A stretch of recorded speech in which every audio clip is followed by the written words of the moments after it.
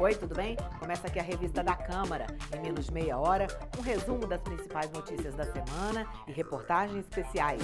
Em semana de acirramento de crise financeira no mercado e da pandemia de coronavírus, o Congresso se mobiliza para enfrentar o surto do Covid-19 no Brasil e pede a agenda do governo para estabilizar a economia. Deputados e senadores aumentam o limite de renda para acesso ao BPC, o benefício de prestação continuada da Previdência, que segue para a promulgação. Governistas dizem não ser contra a medida, mas criticam o momento em que ela foi aprovada. A Comissão de Orçamento aprova propostas do governo que tratam da execução de emendas parlamentares e os textos seguem para análise do Congresso. A reportagem especial mostra que ainda há muita divergência no debate sobre regularização fundiária na comissão mista que trata do assunto. E na semana em que se comemorou o Dia da Mulher, mais uma vez protestos por igualdade e contra a violência de gênero.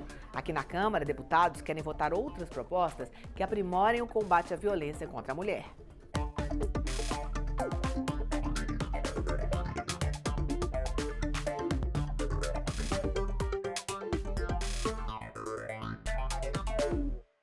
A pandemia de coronavírus e o aumento de casos no Brasil levaram deputados e autoridades da área da saúde a participarem de um debate aqui na Câmara sobre estratégias para o enfrentamento ao surto do Covid-19. O ministro da Saúde pediu ao Congresso 5 bilhões de reais em recursos extraordinários para desenvolver ações preventivas em estados e municípios. Medidas restritivas na rotina do parlamento foram adotadas. A doença já atingiu 114 países. O ministro da Saúde, Luiz Henrique Mandetta, explicou na reunião que grande parte dos casos brasileiros são de pessoas que estiveram no exterior. Mandetta afirmou que o Ministério da Saúde está extremamente vigilante em portos e aeroportos. A nossa vigilância em saúde, até agora, foi a que fez os movimentos mais antecipados. Nós questionamos a Organização Mundial da Saúde antes da China reconhecer.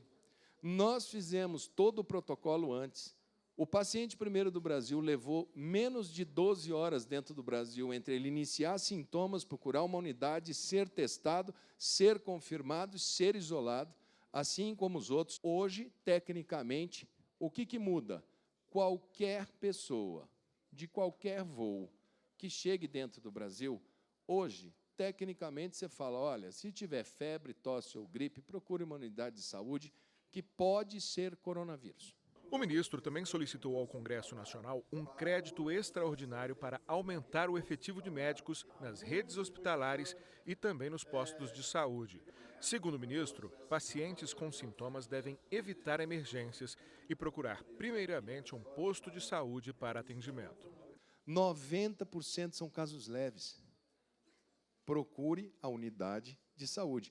Por isso que eu peço o recurso, que é para a gente, a partir de semana que vem, com os postos irem gradativamente ficando abertos, que daí a população sabe. Olha, eu tenho esse posto aqui que está aberto das 6 da manhã até as 10 da noite, eu estou tranquilo, eu posso procurar. Nós vamos fazer o chamamento de 5 mil médicos, eles vão para a atenção básica, isso melhora, acho que melhora, aumenta um pouco a força de trabalho. O presidente da Câmara prometeu celeridade na liberação dos recursos, que ainda terão de ser aprovados pelo Congresso. Transferência de recursos de uma rubrica para outra passam necessariamente pelo Parlamento brasileiro e a nossa intenção não apenas dar celeridade, mas também ajudar com recursos alocados pelos parlamentares, né, combinado com o ministro Mandetta em relação àquilo que será necessário para que nós possamos dar a sustentação necessária aos municípios, aos estados e ao trabalho do ministro Mandetta. Os consultores do Senado têm a clareza e se manifestaram favoráveis à edição de uma medida provisória emergencial, porque ela libera os recursos imediatamente e ela não tem problema relacionado ao teto de gastos, porque uma questão emergencial está amparada pela legislação brasileira. O Conselho Federal de Medicina elogiou as ações de prevenção e monitoramento realizadas pelo Ministério da Saúde, mas mostrou preocupação com a qualidade de atendimento aos pacientes já infectados no país.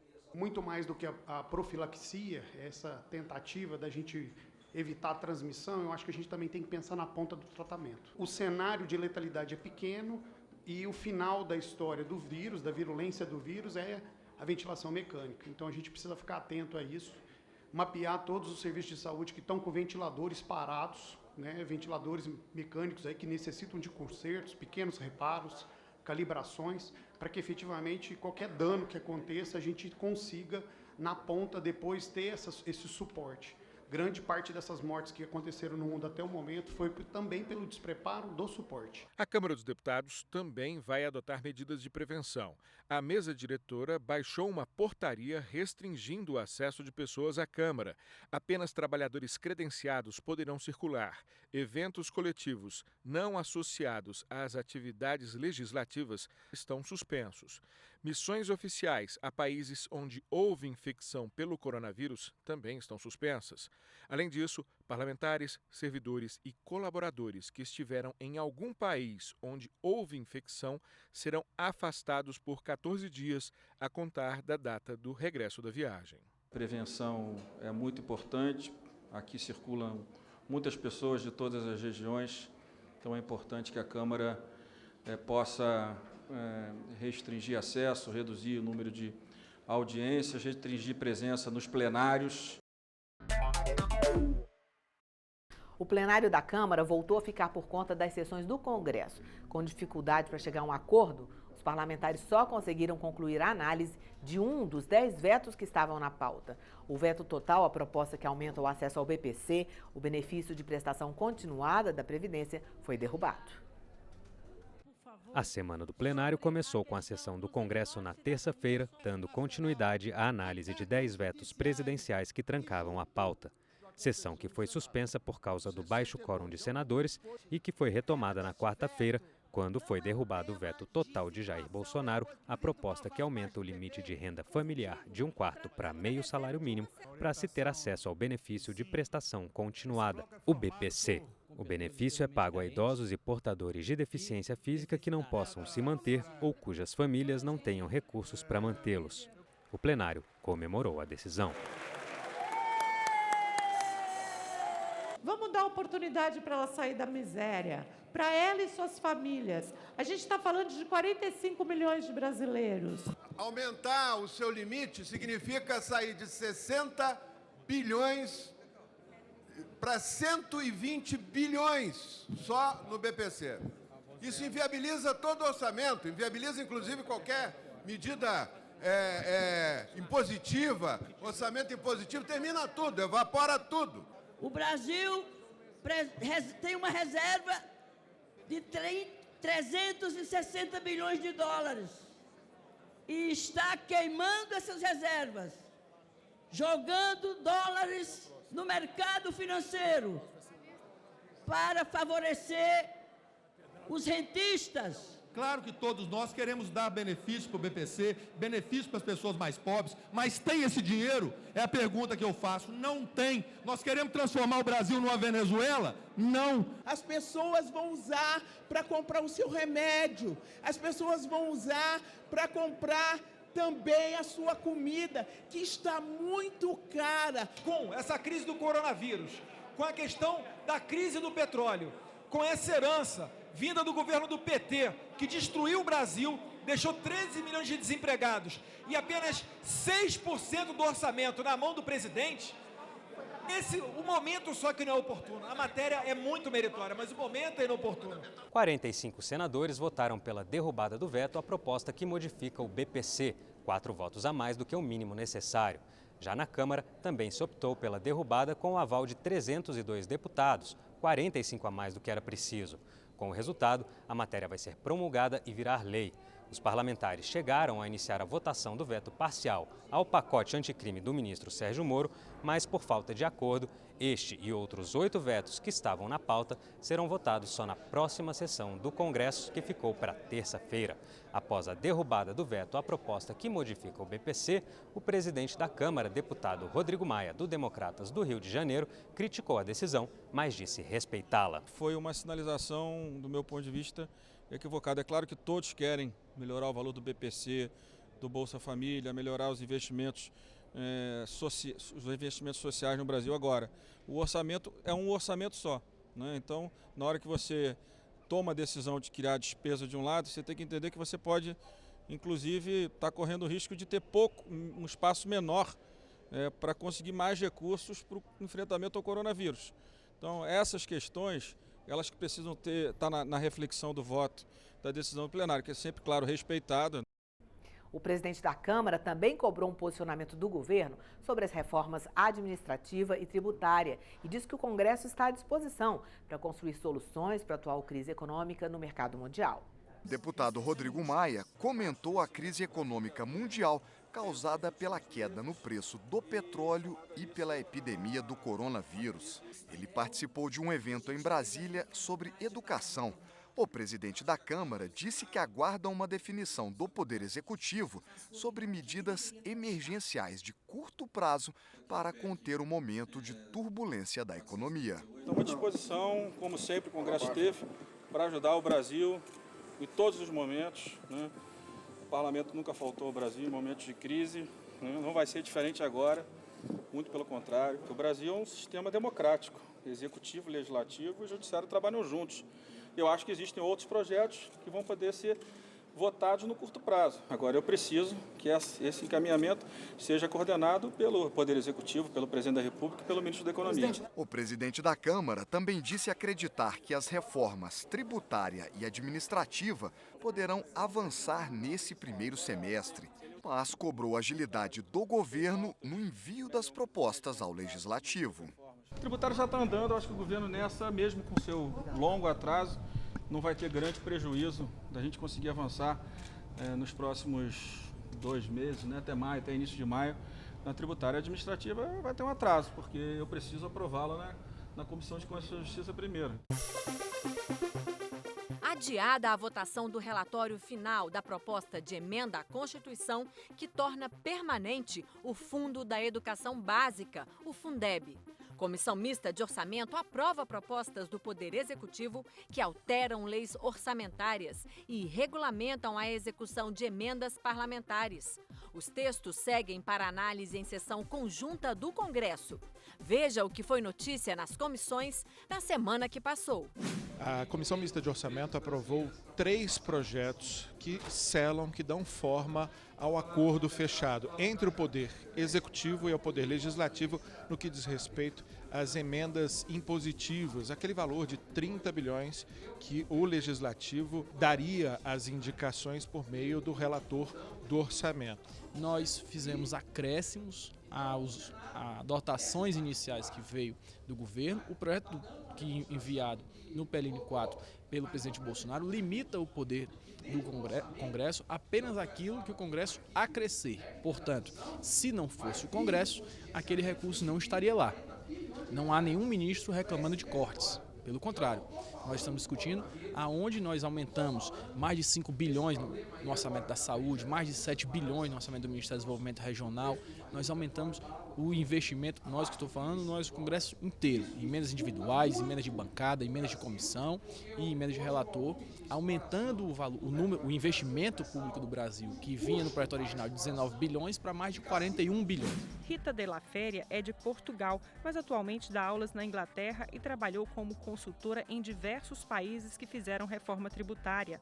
A especialista afirmou que o sistema tributário do Brasil é um dos piores do mundo e tem vários problemas. Aqui, por exemplo, o mesmo produto pode ser tributado mais de uma vez. Ela também criticou o fato de existirem vários impostos no país e que variam entre os estados.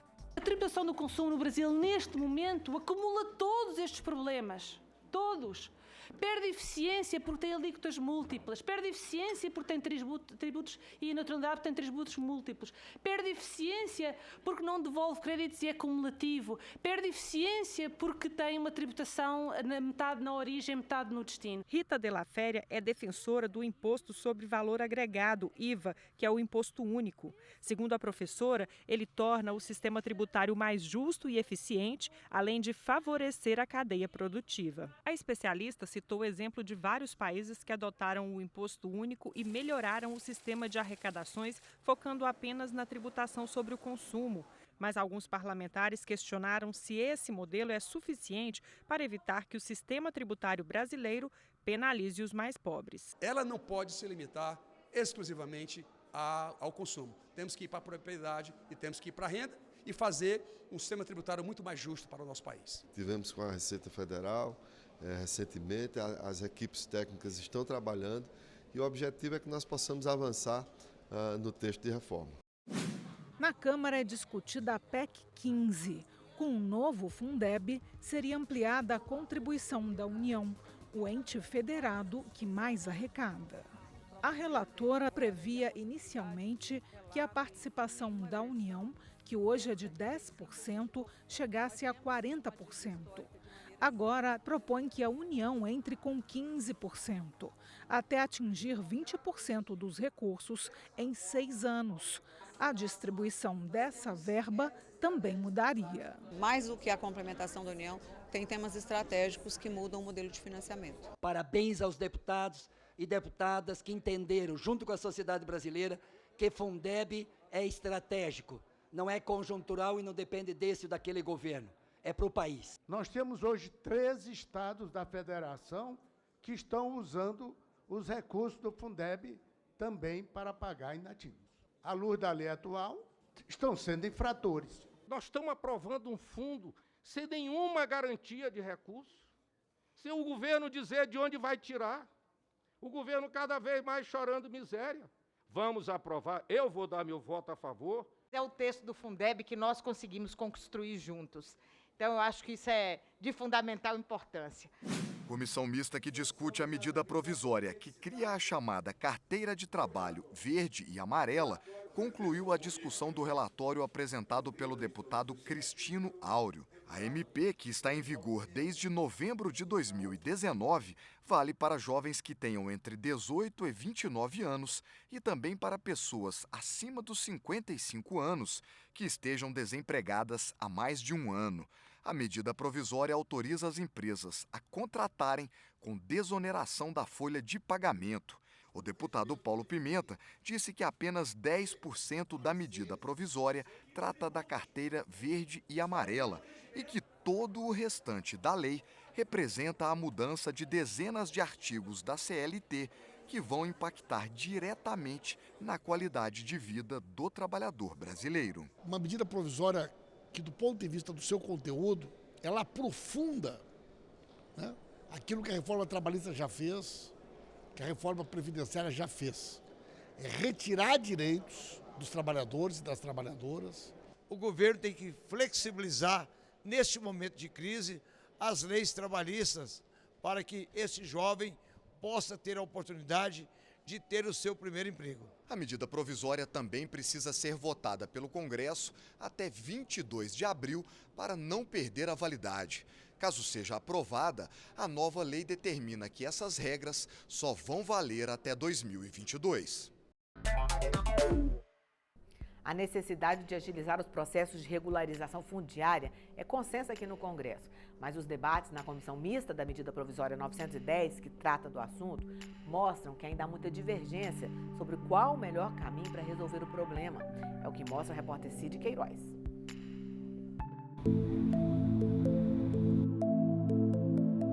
A ocupação irregular de terras da União é um problema com impactos na economia, no meio ambiente e na vida de milhares de famílias. O governo baixou uma medida provisória alterando as regras para a regularização fundiária. Com a medida, o governo espera beneficiar cerca de 300 mil famílias. Na comissão especial que analisa a matéria, foram apresentadas 540 propostas de emendas à MP. O relator acatou algumas. Nós avançamos em 33 pontos na medida provisória 910. Alguns importantes são da gratuidade das taxas do INCRA, que vão viabilizar esses produtores a solicitarem a regularização, que era inviável. Também a gratuidade no cartório, nas taxas que são chamadas de emolumentos. Também há essa previsão para o primeiro registro, quando sai da União para esse privado.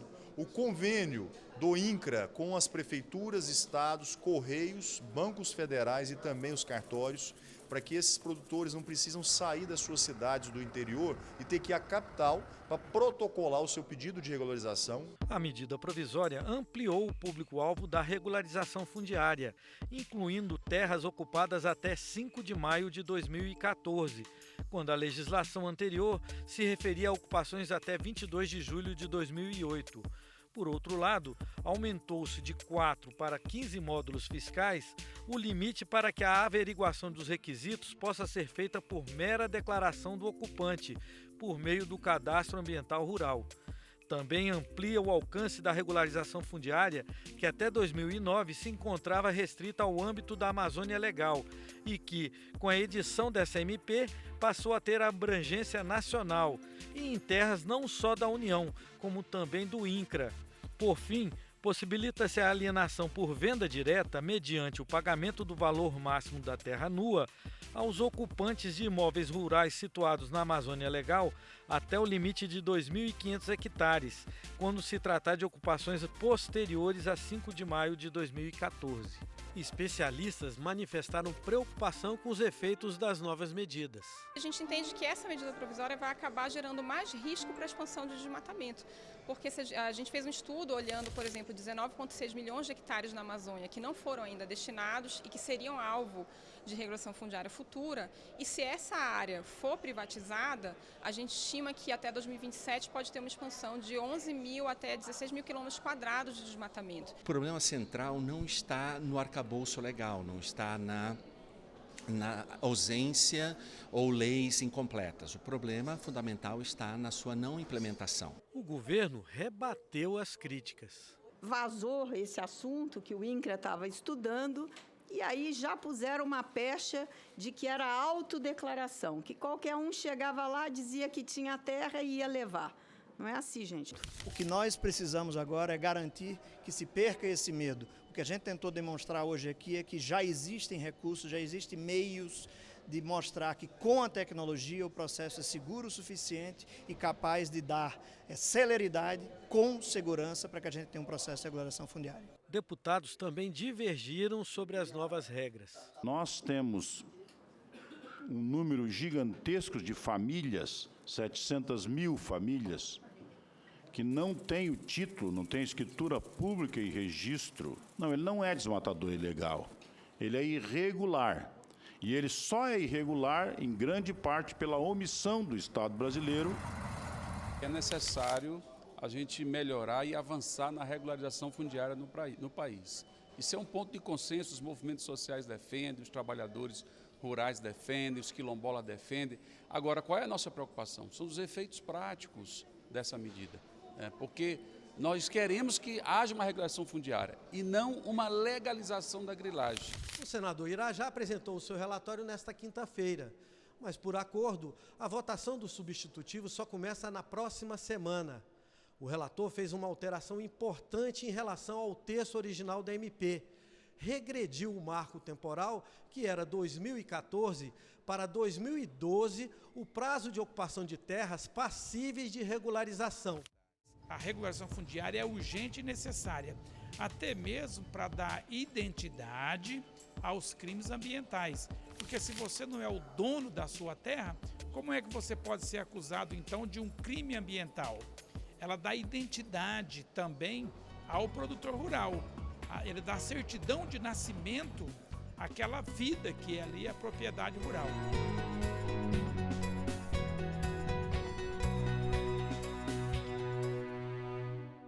A semana em que se comemorou o Dia da Mulher foi pano de fundo para a realização de protestos pelo país pela igualdade de direitos, mais especialmente contra a violência de gênero. 5 anos depois da implementação da lei do feminicídio no Brasil, deputadas querem votar outras propostas que aprimorem o combate à violência contra a mulher, que no último ano registrou um aumento de mais de 7%. Há 5 anos, a morte violenta de mulheres no Brasil deixou de ser considerada crime de homicídio comum e passou a ser classificada como uma circunstância que agrava o crime de homicídio, o feminicídio. Se o assassinato for cometido pela condição de a vítima ser do sexo feminino, Se for em consequência de violência doméstica ou se for por discriminação à condição de gênero, a pena prevista aumenta, passa de 6 a 20 anos de cadeia para de 12 a 30 anos de prisão. A lei brasileira que trata do feminicídio está de aniversário. É reconhecida mundialmente como uma legislação importante, não só aqui no Brasil, mas ela também no mundo inteiro. Apesar do endurecimento das penas, o número de assassinatos violentos de mulheres não diminuiu no país. Pelo contrário, em 2019 foram registrados 1.310 feminicídios, alta de 7,2% em relação a 2018. Ao todo, foram 4,8 feminicídios para cada 100 mil mulheres, em média. Dados da Organização Mundial da Saúde revelam que a taxa de feminicídio no Brasil é a 5ª maior do mundo e vem crescendo, o que contrasta com a queda geral da criminalidade e da violência no Brasil.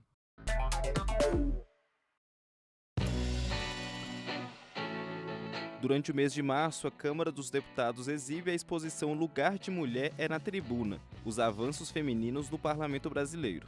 Os painéis no corredor de acesso ao plenário são parte da programação do Mês das Mulheres. Estão expostas fotos e frases de figuras femininas cuja luta social e política foram determinantes para o avanço dos direitos civis das mulheres e da democracia no Brasil. A deputada professora Dorinha Seabra abriu a exposição. Ela é coordenadora geral da Secretaria da Mulher, pasta responsável por promover a mostra que lembra a história das parlamentares. Todo o exercício que vem sendo feito ao longo de anos por diferentes parlamentares, antes até da Constituinte, mas de uma maneira muito forte na Constituinte, na luta que continua até hoje com diferentes olhares das parlamentares. Sem deixar de lembrar as parlamentares que antecederam a redemocratização mais recente no Brasil, como as pioneiras e as sufragistas, a exposição gira em torno do marco histórico, 26 de março de 1987, data em que mulheres de todo o Brasil entregaram no Congresso Nacional a Carta das Mulheres Brasileiras aos Constituintes. Datas como essas, elas são extremamente importantes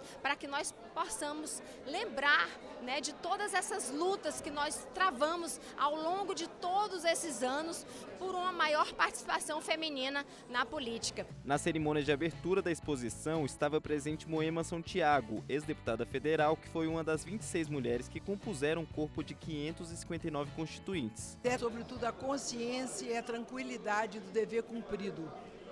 A palavra empenhada, as promessas conquistadas, tudo isso foi uma vitória não só nossa, mas de todas as mulheres.